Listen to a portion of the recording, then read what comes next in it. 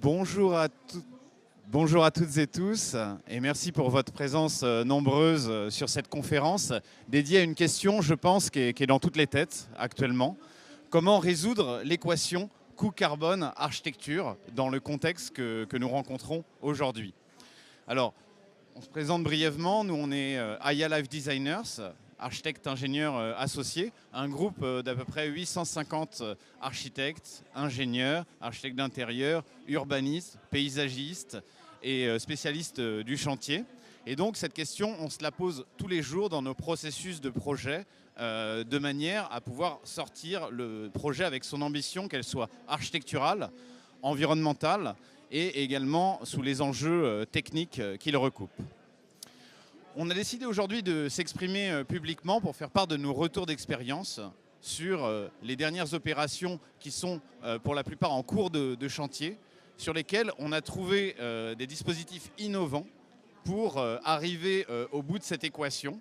Et en tout cas, on croise les doigts pour les derniers mois de chantier sur les opérations qui vont être présentées aujourd'hui. Et on s'est posé cette question également parce que dans le groupe, on a des engagements, notamment celui de suivre notre trajectoire carbone. Pas seulement notre empreinte carbone liée à nos déplacements, à nos consommations d'énergie, mais également à l'empreinte carbone de l'ensemble de nos projets, avec un objectif de réduction de plus de 3% par an de notre empreinte, et on la suit depuis 2019. Et donc, forcément, on est face à cette difficulté, et on a tous envie collectivement d'y arriver. Alors pour vous parler de cette équation, quoi de mieux que de la mettre en exemple sur 3 références dont on va vous parler aujourd'hui. La première, c'est la réhabilitation du siège de la Dryat rue Miolis à Paris, où j'aurai l'honneur d'avoir Valérie Pelletier à côté de moi qui va vous parler de cette très belle référence ultra complexe. On enchaînera ensuite avec la nouvelle clinique de Moselle qui sera la première clinique 100% bois de France avec un coût de construction équivalent à un mode constructif béton. Et pour cela, j'aurai l'excellent Nicolas Podeau qui est économiste de la construction, notre économiste en chef et qui va montrer qu'un économiste peut être pédagogue, ce qui est assez remarquable. Et enfin, on se pose des questions sur l'élargissement des champs liés à la rénovation dans le bâti, au-delà de l'équation coût-carbone, notamment les enjeux d'adaptation. Et quoi de mieux pour vous parler de ça que Laurent Rosset, notre directeur général adjoint en charge de l'innovation dans le groupe Aya, qui va vous parler de la création de notre atelier réhabilitation. Sans transition, Valérie, si tu pouvais nous parler de la réhabilitation de Dryat Paris-Miolis. Je crois me souvenir que c'est une opération sur laquelle il y a un cahier des charges particulièrement exigeant et que le contexte est assez contraint avec la présence d'un bâti existant et une extension neuve qui est souhaitée. Donc comment on arrive à résoudre cette équation? Oui, bah alors, c'est déjà une équation qui commence avec un mode de consultation. Donc c'est un projet qui a fait l'objet de 2 types de consultations et donc qui a été lancé pour la 2e fois sur un marché global de performance énergétique avec en maîtrise d'œuvre un groupement avec en mandataire une entreprise SPI Batignolles et une maîtrise d'œuvre Aya Architecte associée à Phileas et à l'ingénierie de Aya. Le contexte il est important parce que justement on se pose la question du coût. Le coût a été un enjeu majeur dans ce projet et le budget a été issu des budgets de France Relance. Donc il y a une exemplarité aussi sur la maîtrise des coûts du projet, sur la longueur de la conception jusqu'à la réalisation, un contrôle également et une sobriété qui est liée forcément une nécessaire frugalité. Voilà, une nécessaire frugalité. Donc le site, pour vous en parler très rapidement, on est à Paris, rue Miolis, dans l'ancien siège de la Dryat, qui était trop étroit en fait pour accueillir l'ensemble des services et la Dryat souhaitait aussi densifier le site. Donc on est sur une opération de réhabilitation mais également d'extension. Donc là aussi c'est rester exemplaire sur la partie extension, donc en construisant avec une ossature bois, des éléments biosourcés, avec toujours un coût maîtrisé. Donc on est sur une opération qui est de l'ordre d'un peu moins de 20 000 m² et avec un budget qui est hors taxe travaux, qui est aux alentours des 41 millions d'euros avec un marché de maintenance sur 4 ans. Voilà, donc l'enjeu pour nous architectes, c'était aussi de de trouver un objet pour pouvoir s'exprimer et exprimer les désirs de notre client. Malgré toutes ces contraintes. Malgré ces contraintes, c'était l'objectif de réhabiliter, de renouveler l'image aussi d'une architecture qui datait des années 70 sur le site. Et donc il y avait une écriture très marquée effectivement des années 70, on peut le voir en bas avec des longs bandeaux. Donc l'idée c'était de venir renouveler l'image en réécrivant l'architecture du site. Donc en jouant sur des trames et sur des volumétries qui exprimeraient aussi un peu mieux la vocation de la DRIEAT, qui n'est pas uniquement tertiaire mais qui est assez ouverte aussi sur l'extérieur et au public. Et l'idée c'était aussi d'anticiper dans l'objet de cette réhabilitation les 50 ans à venir, c'est-à-dire le devenir du site sur sa future possible réhabilitation également. Donc l'idée aussi c'était déjà de venir relier à l'intérieur du site l'ensemble des programmes, donc d'en recréer des nouveaux, de recréer une crèche par exemple qui viendrait s'ouvrir sur la ville, de désimperméabiliser le site en s'appuyant sur les jardins existants, en essayant de les préserver, en négociant des places de stationnement en moins avec notre maîtrise d'ouvrage, qui a eu l'intelligence d'accepter. Et on a réussi en fait à renouveler la totalité du rez-de-chaussée en reliant depuis le hall, depuis la rue Miolis, l'ensemble du rez-de-chaussée avec en partie centrale un restaurant qui donne sur 2 jardins en vis-à-vis. Alors là, on voit les principes constructifs bois. Quelles ont été un peu les astuces pendant le processus de projet pour arriver à sortir ça au coût de construction qui était envisagé? Alors ça a été un défi aussi sur ce projet parce que nous avons rencontré un premier enjeu programmatique qui était de dire qu'on voulait construire en bois. Et on s'est un peu tous butés à l'arrivée de la doctrine bois. Qui a été aussi un enjeu pour toute la maîtrise d'œuvre et la maîtrise d'ouvrage, pour répondre à cette doctrine tout en conservant ce que les architectes aiment beaucoup, du bois visible à l'intérieur des bureaux. Et on a réussi ? Alors on a réussi, on a négocié avec le SDIS à Paris et les architectes de sécurité qui voient d'un œil un peu meilleur que les pompiers la présence du bois et qui nous ont autorisé à les garder pour partie dans les bureaux et à encoffrer les structures dans les circulations. Voilà. Donc on a réussi à conserver ça et à faire financer aussi l'encoffrement qui de toute façon n'était pas prévu en conception. Voilà, donc globalement la filière bois c'est aussi un investissement avec une entreprise, un bureau d'études sur la réalisation. Et donc vous avez dû vous déplacer un peu en entreprise ou dans les lignes de préfabrication pour aller voir tout ça? Oui, on a été voir la préfabrication des FOB du projet, donc près de Besançon, avec l'entreprise Matisse et dans les ateliers ACDF, pour aller voir les camions qui partaient sur notre chantier et qui avaient une logistique de filière sèche qui nous a beaucoup aidé sur le chantier. Voilà, et pour terminer, on a les points forts d'innovation du projet qui avaient été mis en place dès la conception et qu'on continue encore. Et donc on a réussi à densifier tout en améliorant un peu l'îlot de chaleur urbain et la biodiversité sur le projet, c'est ça? Oui, c'est tout à fait ça. Donc en fait, on a réussi à gagner 2 degrés. Donc on vient créer un îlot de chaleur, un îlot de fraîcheur urbain qui bénéficie à l'ensemble du quartier. Et on a aussi mené des réunions de concertation, notamment sur ces parties végétales, avec les riverains, la maîtrise d'ouvrage, pour avoir une démarche participative sur le projet.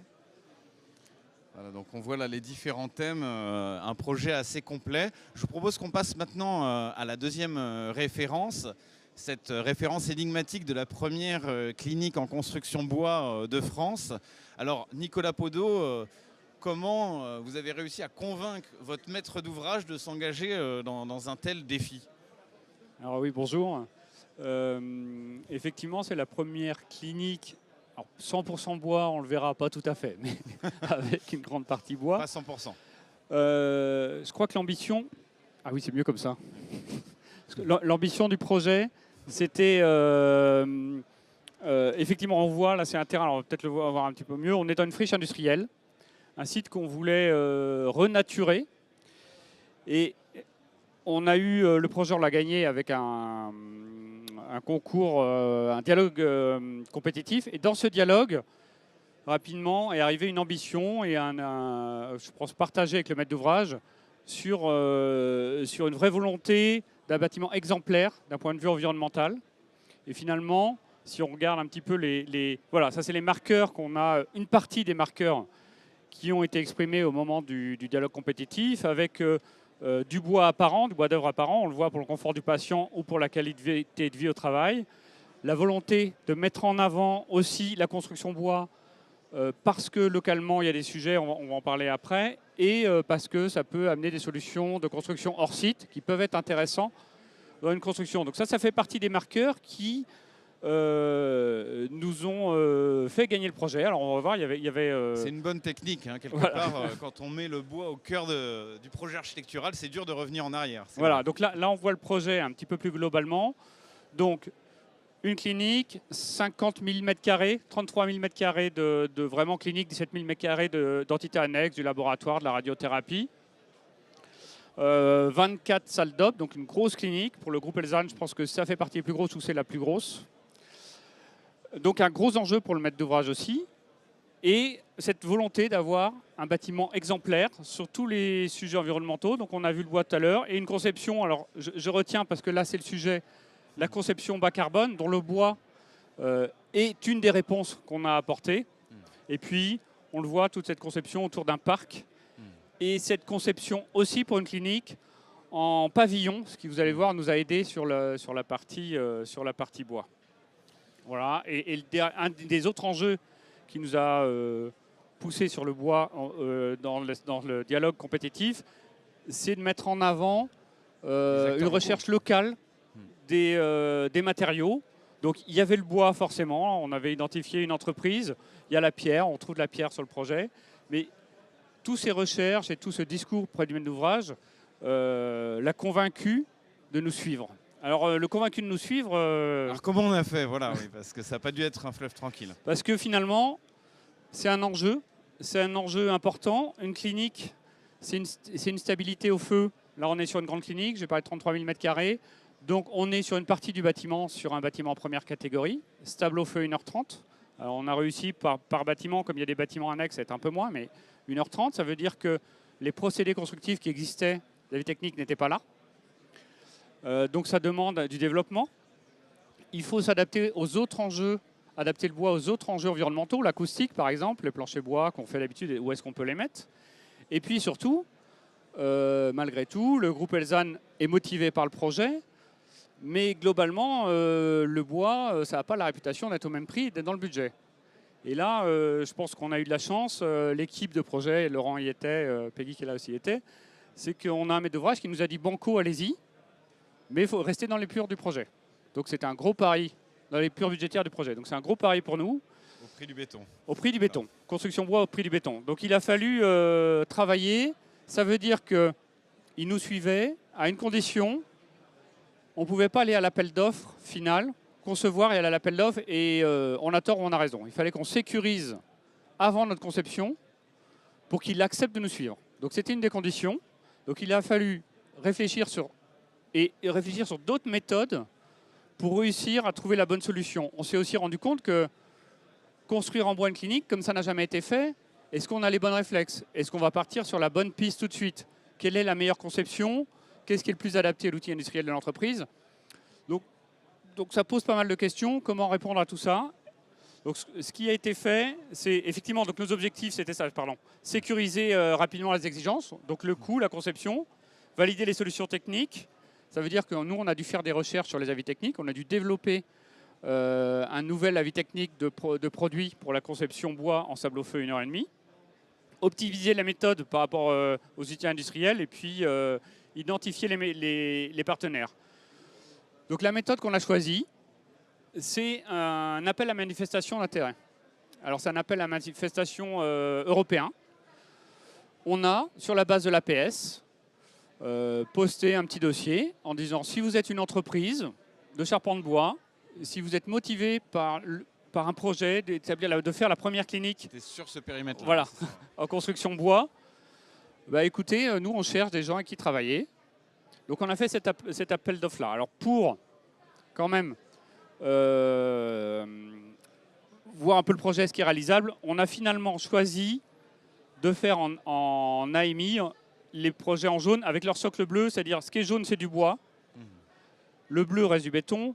Pourquoi? Parce que dans les zones bleues, il y a des zones très techniques où on ne pouvait pas faire complètement du bois. Donc c'est là que la construction pavillonnaire nous a aidés. On pouvait faire du bois que sur les zones moins techniques. Donc on a choisi les hébergements et les parties tertiaires globalement. Le plateau technique de la clinique, lui, il est là, c'est les blocs opératoires. Là, on passe sur la stabilité au feu 2 heures. De toute façon, tout aurait été masqué. Donc, bon, voilà, on a essayé de se concentrer sur ce qui était le plus facile à réaliser. Donc, on a lancé l'appel d'offres. On a eu trois groupements qui se sont intéressés. Donc, pour répondre sur cette partie-là, sur un macrolo clos couvert, y compris le bois en sous-œuvre, pour les laisser adapter leur appareil industriel, y compris les fondations, les solutions de fondation. Ils peuvent être plus légers, donc des fondations différentes. Et à partir de là, avec ces trois groupements sur APS, on a, nous, réalisé 3 APD, c'est-à-dire en maître d'œuvre, on s'est engagé à travailler avec chacun des groupements de façon différente et de façon confidentielle. Et c'était un peu nos bureaux d'études, structure façade. Ils travaillaient avec les architectes, avec nos équipes d'ingénieurs. Et donc, on a développé 3 projets. Et oui, c'est vrai, ils avaient le prix objectif dès le début. Donc, quand ils sont venus au projet, ils avaient directement le prix. Donc on a travaillé avec eux pendant tout l'APD. Et à la fin de l'APD, ils ont remis leur offre finale. Et donc c'est là qu'on a choisi un groupement et qui, effectivement, on est resté dans les purs budgétaires. Donc on a pu lancer le reste de la consultation. Le maître d'ouvrage nous a suivis pour le reste de la consultation. Donc c'est vrai que c'est... et là on voyait, alors je reviens juste avant, mais le chantier est en cours. Donc là on voit la construction qui est en cours des plots. Donc là on voit un peu la structure bois et les planchers bois, les planchers mixtes. Wow. Qui sont... et j'ai une petite question Nicolas. Est-ce que ce processus-là de co-design to cost, est-ce qu'il est applicable selon toi à d'autres typologies que l'hospitalier? Oui, je pense que la démarche elle est liée aux contraintes. C'est-à-dire que on peut avoir besoin de s'adapter à des produits industriels. Et je pense que c'est de plus en plus le cas. C'est-à-dire qu'on va le voir sur la réhabilitation, on le voit sur la construction hors site. Les modes constructifs évoluent beaucoup, se différencient. Et en fait, quand on lance une consultation tard, finalement, on écarte un certain nombre de nouvelles conceptions. Et je pense que le co-design to cost a cet intérêt-là, c'est d'intéresser des gens plus tôt. Alors, le faire tout le temps, c'est un vrai engagement. Hein. Nous, on a réalisé 3 APD, donc c'est un choix, c'est une volonté, c'est un engagement, c'est du temps. Ouais. Et il faut des entreprises intéressées. Mais oui, je pense que c'est une bonne solution pour faire venir des nouvelles solutions constructives qui peuvent répondre à ces nouveaux enjeux. Bon, bah alors n'hésitons plus. Alors pour conclure cette conférence, on va enfin passer au volet réhabilitation. Hein. Le bâtiment du futur, c'est un bâtiment rénové et Laurent Rosset va nous en parler tout de suite. Merci à vous. Donc je vais vous parler de la réhabilitation chez AIA. Alors pourquoi on s'est engagé nous à l'agence sur la réhabilitation? Parce que c'est l'archétype de la durabilité, la réhabilitation. Premièrement, c'est le meilleur levier pour atténuer les impacts. On parle des impacts en termes de pollution, air, eau, sol, limitation des prélèvements de ressources, limitation des déchets. Et donc pour ça, c'est le meilleur levier, il n'y a pas mieux. Deuxième raison, c'est la meilleure stratégie pour régénérer la biodiversité. Pourquoi? Parce que quand vous réhabilitez un endroit, en fait, c'est des espaces de biodiversité que vous préservez. Hein, vous n'allez pas empiéter sur des milieux naturels, refuges de biodiversité, puisque vous êtes déjà sur un site qui est urbanisé ou qui est pollué, que vous dépolluez. Et enfin, troisième bonne raison, c'est le meilleur allié de l'adaptation. Moi, j'ai coutume de dire aujourd'hui que réhabilitation et adaptation, c'est la même chose. On ne peut plus aujourd'hui réhabiliter un bâtiment sans penser adaptation. Ça pourrait être une erreur professionnelle de réhabiliter un bâtiment sans le regarder à l'aune du dérèglement climatique et de l'adaptation nécessaire. Je vais y revenir. Retenez ça, réhabilitation, adaptation, même combat. Alors pour faire ça, comment on s'est organisé? On a organisé en interne un atelier dédié, à IAREA, qui est composé à la fois d'architectes, plutôt à gauche, et de développeurs, et à droite, plutôt d'ingénieurs. Alors, qu'est-ce qu'on fait, comment on s'y prend au sein d'IAREA? En fait, on va jouer sur notre yin et notre yang, c'est-à-dire notre capacité à penser la réhabilitation avec un regard d'architecte, et on va voir l'intérêt, et aussi d'avoir une approche, on va dire, plutôt environnementale ou ingénierie pour faire une réhabilitation qu'on appelle optimisée. Donc, on va jouer sur architecture régénérée, réhabilitation optimisée. Donc, sur architecture régénérée, on va retenir ce mot, c'est décarboner, c'est bien, mais intensifier les usages, c'est mieux. Et c'est pour ça que chez AIA, c'est intéressant d'avoir cette approche d'abord architecturale de la réhabilitation. Pour la première raison, c'est que c'est une capacité à revaloriser le patrimoine. Quand vous réhabilitez un bâtiment, avoir un regard architectural pour mettre en avant ses qualités, pour révéler, le magnifier, c'est hyper important.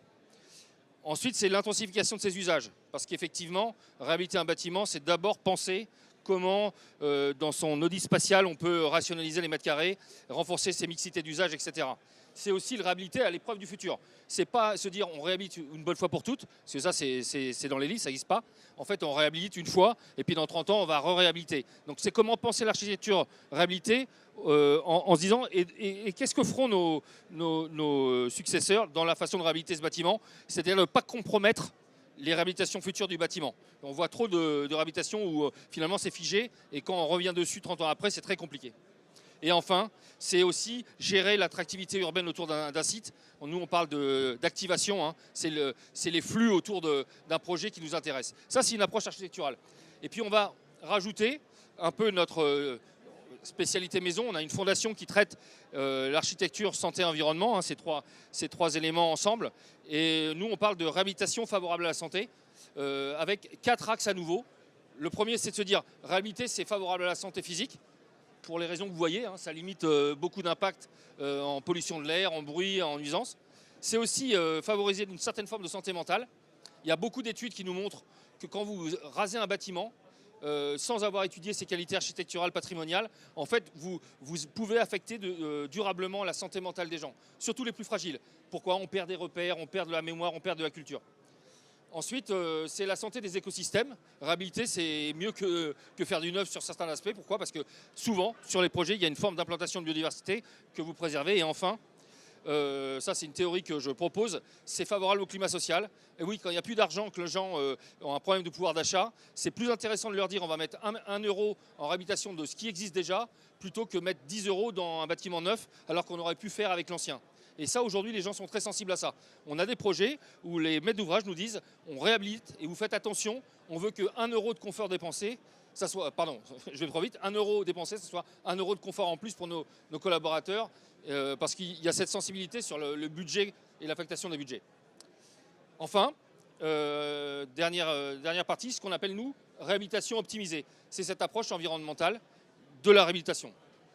Alors là, comment on procède? En fait, on va activer nos 6 sens. Enfin, c'est le 6e sens, si vous voulez. C'est une façon mnémotechnique de retenir. Première chose, c'est une réhabilitation moins chère que la normale. Peut-être pas moins cher que le neuf, mais moins cher qu'aujourd'hui coûte la réhabilitation. Je vais vous montrer comment on peut faire. Deuxièmement, c'est travailler vraiment cette idée du carbone. On l'a dit, la réhabilitation, c'est favorable sur les impacts, donc notamment les gaz à effet de serre. Mais il faut quand même être judicieux par rapport à ça. On peut faire des contre-performances en la matière si on ne fait pas attention. On a la même approche sur l'eau que sur le carbone. Je vais vous montrer comment. Bien sûr, c'est le flux des ressources. Les ressources qu'on préserve, les déchets qu'on n'émet pas, et les ressources minimales qu'on réinjecte. C'est-à-dire, c'est une hymne au réemploi, cette affaire. Enfin, la biodiversité, je n'y reviens pas. Et dernier, la cerise sur le gâteau, là, ce qu'on appelle réadapte. Comment un bâtiment réhabilité, en fait, on le prépare à l'horizon 2050. Finalement, quand on fait ça bien, j'aurais pu le commencer comme ça, en fait, vous l'alignez en taxonomie européenne. C'est exactement les critères de la taxonomie européenne. D'accord? Donc là, c'est les 12 travaux d'Hercule. Je ne vais pas les détailler, mais c'est la façon de voir les choses en réhabilitation. Je vais juste faire un focus, par exemple, sur ce qu'on appelle la maîtrise des risques budgétaires. C'est-à-dire, c'est dérisquer les projets. En fait, quand vous faites une réhabilitation, il y a des éléments que vous avez en probabilité qui sont plutôt élevés ou faibles. Il y en a qui ont un impact financier plutôt élevé ou faible. D'accord? Donc si vous vous trouvez sur un bâtiment où vous avez un haut niveau de probabilité, mais avec un coût faible, ce n'est pas très grave. Par contre, dès que vous êtes dans la partie droite de la matrice des risques, c'est-à-dire qu'il y a une probabilité certaine de le rencontrer, le problème, avec un niveau intensité de surcoût important, et bien en fait, il faut dérisquer le système. Il faut que je parle comme ça. Donc maintenant sur le carbone, pour faire court, en fait, on a un outil qui est très favorable à la réhabilitation, c'est qu'on a, quand vous prenez un bâtiment qui a moins de 50 ans, un impact carbone sur 50 ans qui est lié à ses matériaux. Vous injectez, quand vous le réhabilitez, des carbones liés aux matériaux nouveaux que vous mettez en œuvre ou aux produits nouveaux que vous mettez en œuvre. Le bâtiment, au démarrage des travaux, il émet chaque année du carbone lié à son énergie. Quand vous injectez du carbone en matériaux, vous le rendez passif. En fait, la vraie question, c'est à quelle année on rencontre ici, ce qu'on appelle le temps de retour carbone. Il y a des projets où on peut être en 10 ans, des projets où on peut être en 40 ans. Vous voyez, donc cette stratégie du temps de retour carbone est essentielle. Laurent, on va sans doute prendre des questions là, parce qu'on arrive malheureusement au bout du temps donc je cette défile, conférence. Comme ça, vous saurez juste ça. Voilà, donc vous voyez qu'on a une méthode assez aguerrie. On fait exactement la même chose sur l'eau. Sur l'eau, on a le temps de retour eau. Ouais. Voilà. On fait une analyse des flux de matière en préservation et en consommation. On est Circolab, on travaille avec Biodiversity sur la biodiversité et sur l'adaptation, en fait, on part du principe qu'il y a 4 grands aléas climatiques qui nous arrivent. On prend ces familles d'aléas, on regarde les vulnérabilités et les enjeux du site, on mesure des risques et à la fin, on a un niveau de résilience sur le bâtiment en fonction de ces aléas. Dernière chose que je vous montre, et après j'arrête. Je vous montre un exemple comment, par exemple, on adapte à l'îlot de chaleur. Vous avez le climat qui se dérègle d'année en année et vous avez à indiquer à votre maître d'ouvrage quels travaux il doit engager pour être toujours, non pas en obsolescence climatique, un bâtiment inoccupable, mais toujours être occupable. Peut-être que la stratégie, c'est de lui dire vous avez des travaux à engager dès 2025 avec un niveau d'investissement ici et vous pouvez programmer une deuxième série parce que le climat continue à se dérégler un peu plus tard, de façon à vous dérisquer au bon moment et ne pas surinvestir sur la protection face à la bouilloire thermique trop tôt. Vous voyez, donc avec cette courbe-là, on comprend que la stratégie d'adaptation, notamment à l'aléa de chaleur, c'est une stratégie du juste investissement au bon moment. Puisque le climat se dérègle, il faut trouver le bon moment. Et enfin, dernier exemple, c'est la dernière diapo. Okay. Vous avez un parc immobilier, vous avez compris où on a ces 6 critères, c'est les 6 critères de la taxonomie européenne. Et bien vous pouvez avoir 2 stratégies. Soit vous dites, je mets tout le paquet sur diminuer mes gaz à effet de serre, et là j'arrive avec un alignement taxonomie européenne de moins 30% à un coût élevé.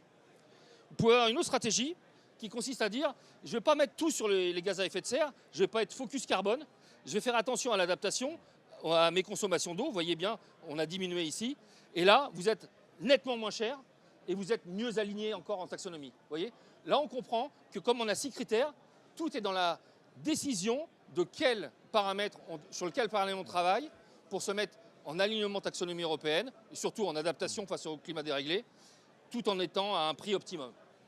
Voilà, très bien. Je propose de prendre des questions. J'espère que voilà, vous en avez. Vite, hein. Alors, je vais me faire un peu le porteur des questions. Moi, je voulais savoir si les outils... Vous m'entendez ? Je voulais savoir si les outils ils sont développés en interne et par qui ils sont développés et à qui ils servent et à quelle phase. C'est beaucoup de questions, mais... Oui, alors la question qui est posée, tout le monde l'a entendu. Donc, alors, tout ce que je vous ai montré, ce sont des outils qu'on développe en interne. Hein. Par exemple, Décarbone Plus, c'est un outil qu'on a développé avec AI Environnement, avec notamment le temps de retour carbone. Aquaprint, on est en train de le développer avec le CSTB en partenariat, hein, c'est le temps de retour eau. Je vous ai dit sur la biodiversité, là, on se sert du CIBI, hein, on ne va pas réinventer la poudre. Sur le flux de matière, ça, finalement, c'est un comptage de cubes ou de mètres carrés de matériaux qu'on laisse, qu'on réemploie ou qu'on utilise. Hein, donc ça, c'est assez simple à faire. Et sur l'outil adaptation, là, il y a un travail qui a démarré au plan bâtiment durable pour justement se donner une méthode commune, à savoir qu'est-ce qu'un bâtiment résilient. Comment on qualifie la résilience d'un bâtiment, sur quels critères, et comment du coup on l'aligne, comment on le dérisque face aux aléas qui le frappent. Hein, donc ça on le développe, on va dire, à la fois sur du réseau plan bâtiment durable, et nous en interne aussi sur des travaux à IA Environnement. Est-ce qu'on aurait une autre question à poser à nos intervenants, peut-être sur un des projets? Non? Ça veut dire alors que tout était clair, sans doute. Donc pour conclure, pour résoudre cette équation coût carbone architecture, si je comprends bien, il faut développer cette culture constructive, anticiper au maximum les coûts, partenaire avec les entreprises, les industriels, interroger la notion globale de patrimoine en interrogeant l'ensemble des bénéfices de la démarche, c'est-à-dire finalement sortir du mono-indicateur carbone, c'est aussi une belle manière de résoudre cette équation, quoi. Élargir un petit peu ces bénéfices et savoir les objectiver grâce à tous les outils qu'a présenté Laurent. Je vous remercie beaucoup pour votre attention et n'hésitez pas si vous avez des questions même off, après on est disponible. Merci beaucoup. Merci.